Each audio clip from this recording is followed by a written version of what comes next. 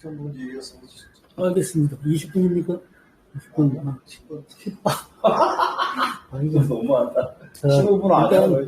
제일 중요한 문제는 다음과 같은 것 같습니다. 왜 다시 또 제국주의론인가? 이거는 현재 어쨌든 세계 정서가 굉장히 요동치고 있다는 것.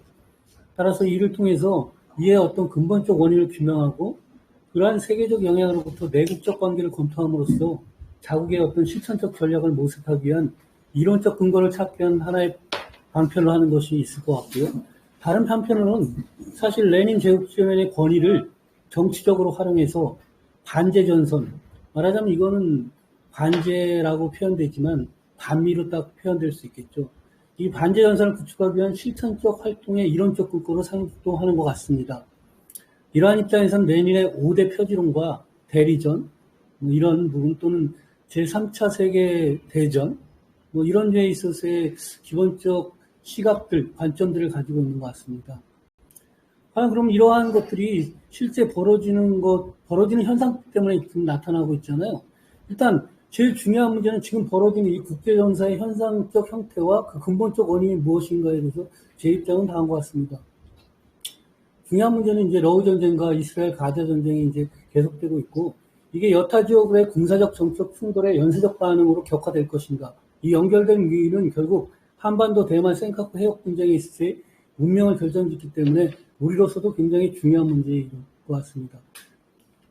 결국 이 원인 자체는, 이 정치적 원인 자체는 2차 세계대전 이후에 세계질서를 관리해온 기구로서의 유엔 제도라든지 국제협약회의 구성력이 악화되었음을 보여주는 거고, 어쨌든 이 세계적 전체적으로 보면 새로운 정치적 질서가 어떤 형태든 또 필요한 것을 보여주기도 합니다.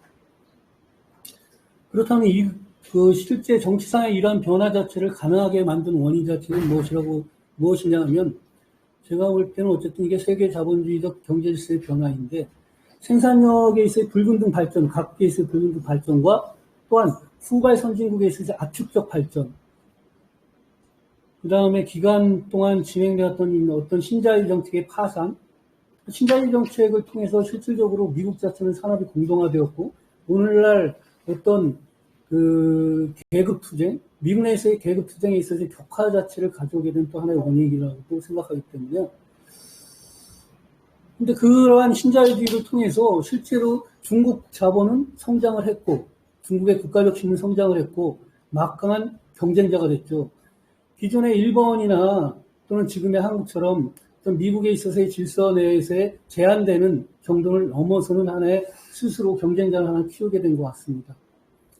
기존 제국주의 열강에 대한 새로운 경제적 정치적 도전이 이러한 경제적 힘에 바탕이 돼서 이제 발생이 했다고 보고요. 이것은 각국의 내국적 계급 투쟁을 한편으로 격화시키는 방향으로 나타나고 있습니다. 그래서 세간에서는 이걸 1급 체제에서 다급 체제로 얘기를 하는데, 사실 이게 초기 그렇죠. 사회주의 혁명 이후에 소련 블록과 소련 사회주의 블록과 또 미국을 중심으로 한 자유주의적 블록, 이렇게 형성이 됐을 때도 따지고 보면 양극 체제였던 거고, 이념적으로 달리하지만, 그리고 그 속에서의 주도권을 강조하는 국가가 있을지라도 양극 체제였고, 그 한도 내에서 여전히 국가적 단위와 지역적 블록에 있어서 영향을 발휘하는 국가들이 존재를 했었으며, 다시 이것이 소비에트가 붕괴되고 자본주의 세계 질서로 전이화되고 통합화되는 과정 속에서도 여전히 충돌은 있었죠. 중국에 있어의 자본주의적 WTO로 가입시키는 과정에서도 하나의 정치적 사건이 있었잖아요. 대사관 폭격되면서 이런 것들이 있었듯이 여타의 국가도 그렇고요. 그러면 과연 1급 체제였던 적이 있었는가? 이런 거에 대한 다분한 의문점을 갖고 있고요. 그래서 제가 볼 때 지금에 있어서의 현재 세계 체제에 대한 설명을 레닌 선생께서 얘기한 사슬론을 좀 차용해서 말한다면, 그러니까 자본주의적 교환 체계로서 연결되어 있는 각국에 있어서의 작은 고리들이 하나의 국가를 구성하고 있고, 그 양 끝에서 지금 미국과 중국이 양쪽에서 지금 흔들어대고 있는 가장 주요한 힘으로 작동을 하고 있는 거죠. 자, 이러한 힘들이 각국 내국에 있어서의 정치적 경제적 위기 형태로 나타날 때 누가 여기서 혁명을 성취할지, 이러한 부분들이 우리에게는 제일 관심사인 거고요.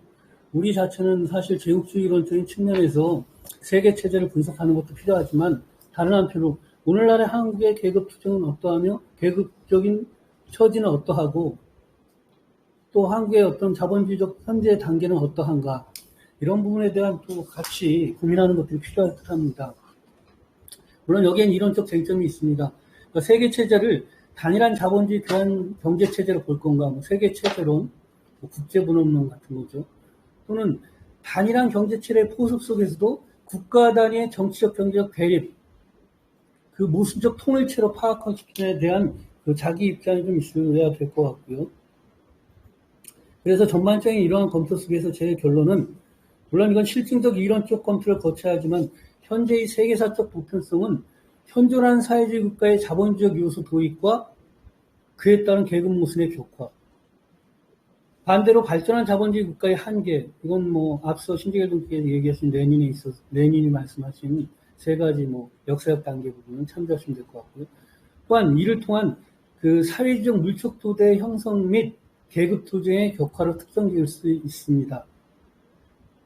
분명히 이것은 전례와 다른 새로운 생산 양식의 도래를 둘러싼 계급 혁명의 시작이라고 포착할 수 있을 것이고, 따라서 이 시기에 어떠한 민족 국가가 이 세계사적 보편성을 자국계급의 이름으로 수행해낼 수 있는가, 또는 우리는 이 세계사적 보편성 속에서 내국적 혁명을 어떻게 가능할지에 대한 더 많은 논의를 해야 할 것으로 생각됩니다. 그 다음에 보르노 레닌 제국주의에 대한 이해에 대해서 제가 생각하는 바를 좀 말씀을 드리도록 하겠습니다. 1916년의 어떤 이 정치적 제어작의 배경은 뭐 앞서 많은 분들이 다 설명했으니까 뭐 세계시장이 영국이 세계시장을 지배적으로 차지하고 있었지만 후발적인 미국이나 기타 등등의 제국주의적 열강들이 다시 또 후발적이죠. 올라오는 속에서의 충돌들이겠죠.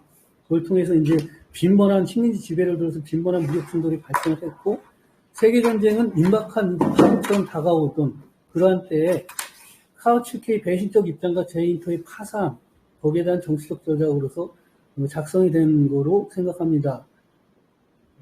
그 카우츠키의 당시의 입장은 이 제국주의에 대한 인식 자체가 제국주의는 일종의 군비 증강을 통해서 국민적 대립을 격화시키면서도 한편으로 이것이 각국 노동자의 다른 또 각국의 군비 증강을 불러일으켜서 노동자한테 군사비 부담을 전가시키는 측면하고 자본 수출을 통한 식민지 종속부에 대한 착취 정책으로 보고 있습니다.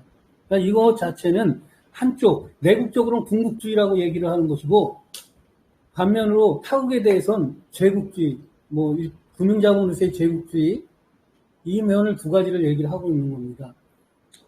그래서 이러한 이제 하나의 그러니까 제국주의적 파악 속에서 한편으로는 혁명의 가능성, 다른 한편 세계전쟁에는 이 유기적 측면을 가진 비합리적 폭력적 요소다라고 제국주의를 규정을 내리고 이에 대한 전술로서 소모 전략, 그러니까 민주주의 획득과 그러니까 자신이 처한 내국에서 민주주의 획득과 군국주의 제거를 목적으로 투쟁을 한다. 소모 전략은 그렇게 따라서 지금 한꺼번에 힘을 쓰지 말자. 괜히 했다가 다 작살나지 말고.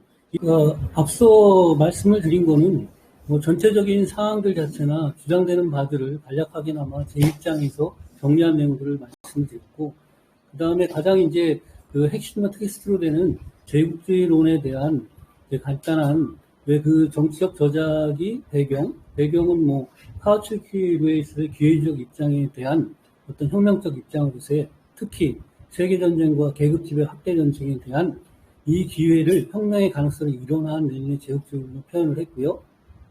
그 다음에 제가 가장 레닌의 제국주의에서 그 핵심적으로 본 내용은 처음에 시작이 생산의 직접과 집중으로부터 서술된 이유 자체가 무엇인가에 대해서 고민을 좀 해봤습니다. 5대 지표는 흔하게 얘기하면 독점 형성, 금융자본의 형성, 자본 수출, 그 다음에 경제적 세계분할, 영토분할 이렇게 나가잖아요. 근데 그 전 단계로서 사실 생산의 직접과 집중 부분을 가장 먼저 제시를 했거든요. 그래서 이 부분은 기술 노동 조직의 혁신성, 사회적 생산의 확대에 기반한, 즉 사회적 생산 자체는 굉장히 진보적이고 생산력 자체에서의 발전에 아주 우월한 것으로 파악한 속에서 단지 이것이 자본의 직접과 집중을 통해서 독점이 형성이 되었으며 국내 독점이 완성이 되었다는 건 이미 유휴 자본과 축적된 자본이 있다는 얘기고, 이에 세계적 확장으로서의 축적 자본의 금융화, 그다음에 산업 자본과 금융 자본의 과두제 결합, 이것은 국가 단위에서의 충돌을 불러오게 되고 제국주의 전쟁, 또는 영토 재분할로 나아가는 이런 식의 서술이 있었다고 봅니다. 그 다음에 또 이제 또 하나의 고민을 했던 지점은 어떤 거냐면, 사실 전쟁의 양상 변화가 있었지 않습니까? 즉 신식민지주의라는 것 자체가 1953년도쯤에 아프리카 회의에서 네오 콜로니즘이라고 해서 발표가 됐는데요. 그러면 당시에 있어서 신식민주의를 우리조차도 다 받아들였는데, 신식민주의에서 영토적 점령을 하지 않는다라고 치면 즉 다시 이 제국주의론을 들어서 이 5대 집회에 해당되지 않으면 제국주의가 아니다라고 얘기할 수 있는가. 이미 신식민지 시대에 돌입을 하게 되면 이미 영토 분할, 식민지에서 영토 분할이나 식민지를 필요로 하는 것이 아닌 것이 되기 때문에, 그래서 요거는 하나의 질문상으로 남겨두고자 합니다. 즉 5대 지표론이 돼야지만 제국주의라고 규정하는 이런 입장을 갖고 있는 동지들한테 좀 질문사항이 될 것 같습니다. 이상입니다. 다시 한번 강조하지만 그렇기 때문에 정치적 핵심은 군사주의가 될 수밖에 없고 이데올로기는 비합리주의다. 제국주의를 정의하는데 이것까지 같이 가야 된다는 거예요. 근데 결정적인 차이는 뭐냐면 어쨌든 금태화는 다 안 한다. 이게 이제 차이고. 그 다음에 바로 넘어갈게요. 그래서 이제 요것만 좀 설명해 놓을게요. 왜 이건 근거가 될까? 국제